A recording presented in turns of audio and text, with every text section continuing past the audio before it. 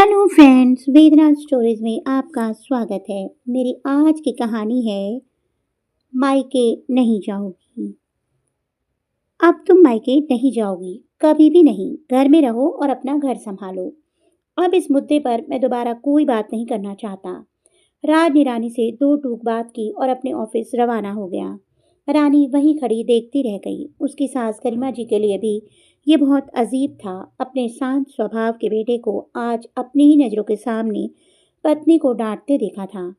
राज ने कभी भी रानी को मायके जाने से मना नहीं किया। ये पहली बार था कि राज ने उसे इस तरह से जवाब दिया था। नहीं तो इतने दिन से मायके जाने के लिए बोल रही थी, पर वो हर बार टाले जा रहा था, जबकि हर बार तो वो उसे खुद ही मायके छोड़ आता था। आज रानी जिद पर ही अड़ गई तो राज ये जवाब देकर गया। राज के जवाब पर गरिमा जी कुछ नहीं बोली, चुपचाप अपने कमरे में चली गई, क्योंकि वो तो जानती थी कि राज क्यों मना कर रहा है। इधर सोचते सोचते रानी वही हॉल में सोफे पर बैठ गई। पिछली बार पापा छमाही में मायके गई थी, उसके बाद मायके जाना ही नहीं हुआ। ये अलग बात है कि मायके से भी किसी ने फ़ोन करके बुलाया नहीं, पर क्या फ़र्क पड़ता है तो उसका मायका ही ना। मम्मी और भाई सब तो हैं, फिर रात जाने से क्यों इनकार कर रहा है, जबकि जब पापा थे तो कभी मना नहीं करते थे। यहाँ तक कि उसके बाद भी उसने कभी मना नहीं किया। सोफे पर बैठी रानी इन्हीं सब चीज़ों को सोच रही थी। रानी की शादी को 5 साल हो चुके थे। राज काफ़ी सुलझे हुए इंसान थे। घर में सास गरिमा जी थी। कभी उन्होंने रानी पर रोक टोक नहीं की, लेकिन एक ही बात थी जहाँ वो रानी को टोकती थी, वो थी मायके जाने को लेकर। रानी की शुरू से ही आदत थी, मायका पास था तो हर सप्ताह ही मायके पहुंच जाती थी, फिर सुबह से शाम तक वहीं रुककर आराम से आती। राज ने कभी इस बात को लेकर उसे रोका नहीं, लेकिन गरिमा जी हमेशा टोकती। बहू, ये क्या नियम बना रखा है तुमने? जब देखो मायके चली जाती हूँ। मुझे तुम्हारा इस तरह हर सप्ताह मायके जाना पसंद नहीं। लेकिन रानी एक कान से सुनती और दूसरे कान से निकाल देती। गरिमा जी राज को कहती तो हंसकर टाल देता। क्या माँ, आप भी सुबह जाकर शाम को आ तो जाती हैं, फिर क्या दिक्कत है? क्यों मना करती हो? जाने दो। इसके आगे गरिमा जी कुछ नहीं कह पाती। यहाँ तक कि जब बेटी रूप हुई तब भी यही हाल था। आज रूप भी 4 साल की हो चुकी थी, लेकिन अभी अभी 8 महीने पहले ही रानी के पिता की हार्ट अटैक से मृत्यु हो गई। 15 दिन रानी वहीं रही। उसके बाद हर महीने जो श्राद्ध निकलता था उस पर भी वो गई थी। राज भी साथ गया था, लेकिन छमाही के बाद अचानक ऐसा क्या हो गया कि राज उसे मायके जाने नहीं देता। आजकल मम्मी भी फ़ोन पर ठीक से बात नहीं कर पाती। क्या पता दोनों भाभी मम्मी को ठीक से रखती भी हैं या नहीं।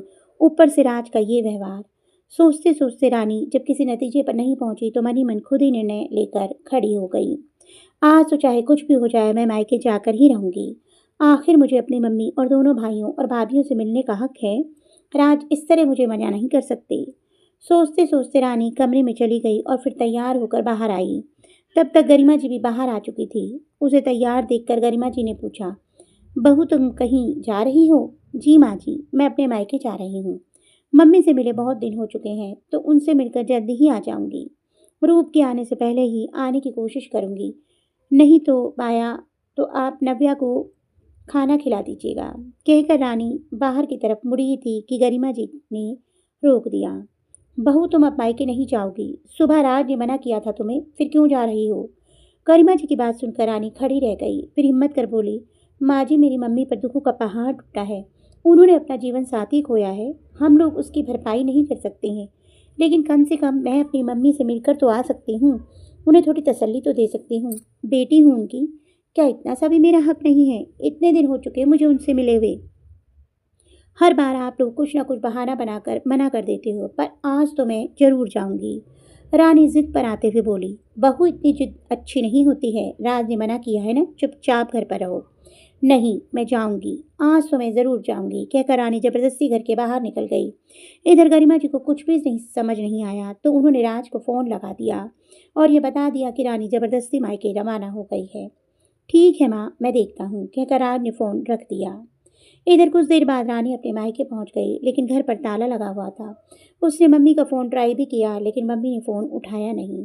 तभी वहीं पास में रहने वाले उसके चाचा जी ने उसे देख लिया और उसे आवाज़ लगाकर बोले, अरे रानी बेटा, घर पर कोई नहीं है, इधर हमारे यहाँ आ जाओ। चाचा जी की बात सुनकर रानी उनके घर चली गई।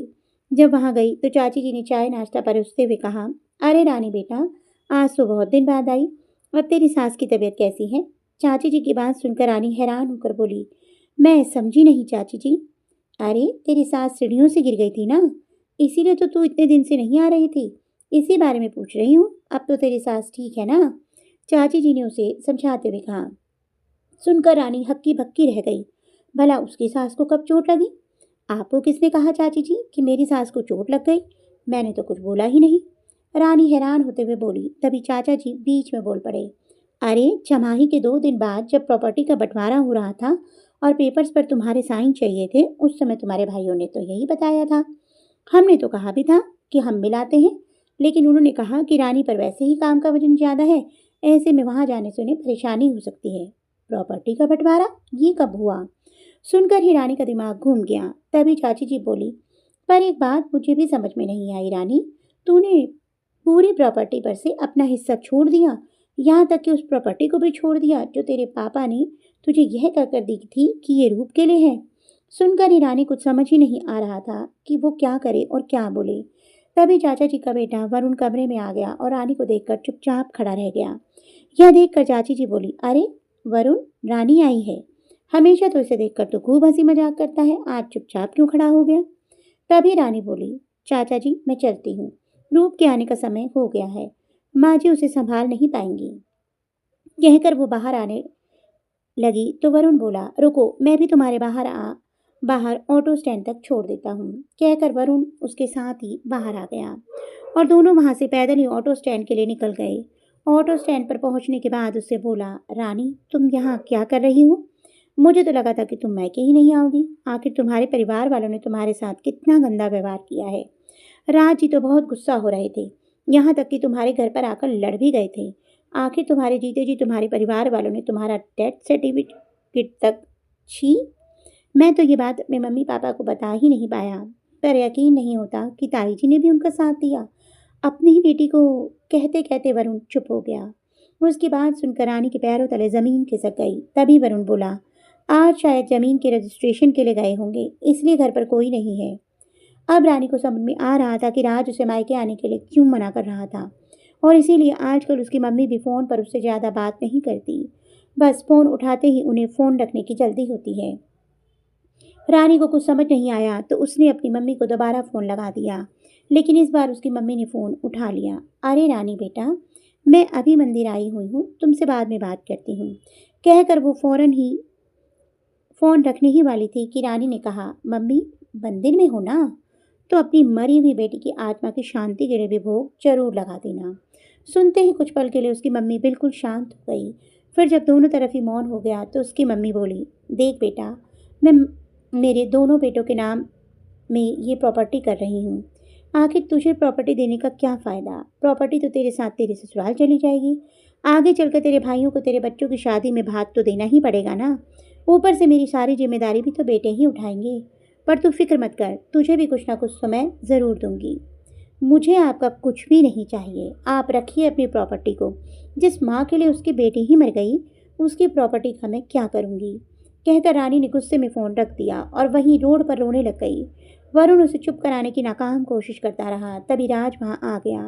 राज को देखकर रानी उसके गले लगकर खूब रोई। तब राज ने कहा, बस इसीलिए मैं तुम्हें आने नहीं देना चाहता था। नहीं चाहता था कि तुम्हें ये पता चले। पर तुम फिक्र मत करो, मैंने डिसाइड कर लिया है कि मैं इन लोगों के खिलाफ कोर्ट में केस करूँगा। नहीं, कोई ज़रूरत नहीं है उन लोगों पर केस करने की। कुछ नहीं चाहिए मुझे उन लोगों का। मुझे उन लोगों की शक्ल भी नहीं देखनी। सोच लूँगी कि जहाँ मेरे पापा ख़त्म हो गए, वहाँ मेरा मायका भी ख़त्म हो गया।